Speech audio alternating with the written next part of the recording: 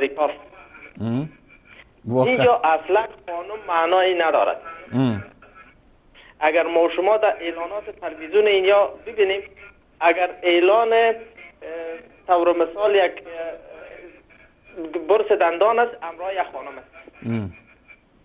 اگر اعلان یک طور مثال یک چینی است، همراه خانم است. ما سوال داریم چرا خانم هم ایا پشتون برهنه.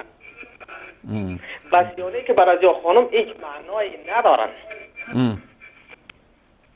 و اونمطور که مولانا فرمود یا برای عرضه که یا قدر ندارن، برای روز جور کردن، روز عاشقان.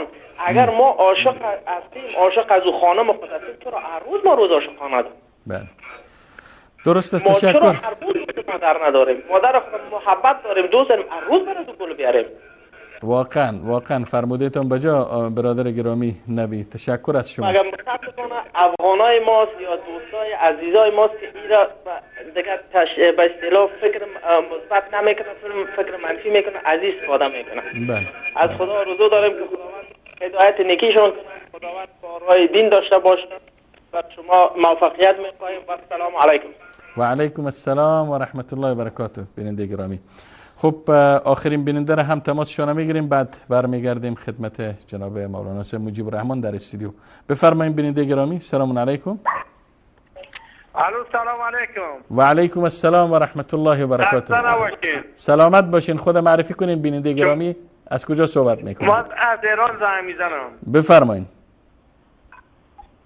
عزیز چی مولانا مجیب چی؟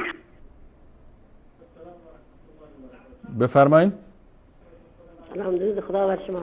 خب تماس قطع شد، میریم سراغ بیننده بعدی. سلام علیکم. سلام درود رحمت خدا بر شما استاد گرامی. و علیکم السلام و رحمت الله و برکاته. خواهر گرامی بفرمایید، در خدمت شماست. پروگرام عالی و بسیار پروگرام ارزشمند. کاش که سابق امامت علما برای ما نصیحت میکردن اما مفهوم معنایش نمیدانستیم. یعنی که حالا که آمارای طلاق در کشورهای اروپایی یا در کشورهای داخل خودم میبینیم، همش همی از حقوق بشر است که از حقوق زن است که برایشان بادرایشان داده. همی حقوق زن والله همینجا اروپایی هستن از حقوق خود بیزار هستن. من همسایه ها دوستا دارم میگه حقوق برای ما نیست، میگه حقوق اصلا از شماست، همه چیزتان حفظ است. مگر افسوس که دشمنای دین امیالم استاد گرامی مولانا صاحب مجید الرحمن که همه دوست دارن، بسیار انسان با اخلاق شریف که بی‌طرفانه صحبت میکنه، خاص برای رضای الله صحبت میکنه، اما مستفید میشن. اما من یک در گفته های پیشتر فرمودن که رسول الله صلی الله علیه و سلم جان ما فدایش گفتن که خانم عطر نزنه. همینجا در بسیار مجالس که یک دوست خدا بر یک نفر میگه، باز میگه که نمی گفتار می طالبان امکیت میگه می ملاها ای ملاها از خود گفتن یا از رسول الله شنیدن؟ آیا رسول الله از خود گفته یا رسول الله از الله گفته؟ میگم به مو قومی که شما میگین که عربای بزچران و شترچران همون مردم ثروتمند بودن، سرمایه داشتن، دمی باره شما که توضیح بدین یگان وقتی پروگرام از یاد کنین مردم ها را بسیار به رقمش که چرا الله گفت یا رسول الله امریکی را میگه که آنه عطر زدن بر یک خانم ضرور نیست. از خاطر چی میگه؟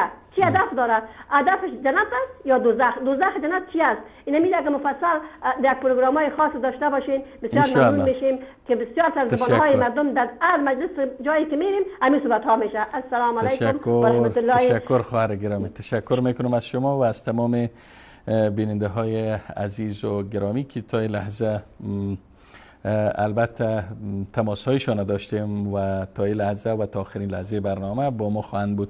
جناب مولانا صاحب برمیگردیم به استودیو چون فکر کنم بیشتر از 8 دقیقه از وقت برنامه باقی نمانده.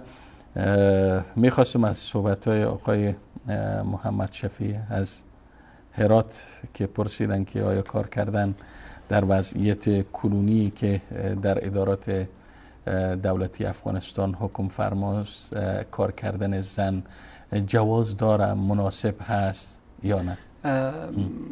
وقتی ما بحث از ادارات میگیم نمیتونیم تعمیم بدیم، یعنی کل ادارات بگیم جایز هست و کل ادارات یا جایز نیست. همان شروطی که در بدایت گفته شد که شروط برای زن که چگونه جایزه بیرون از خانه کار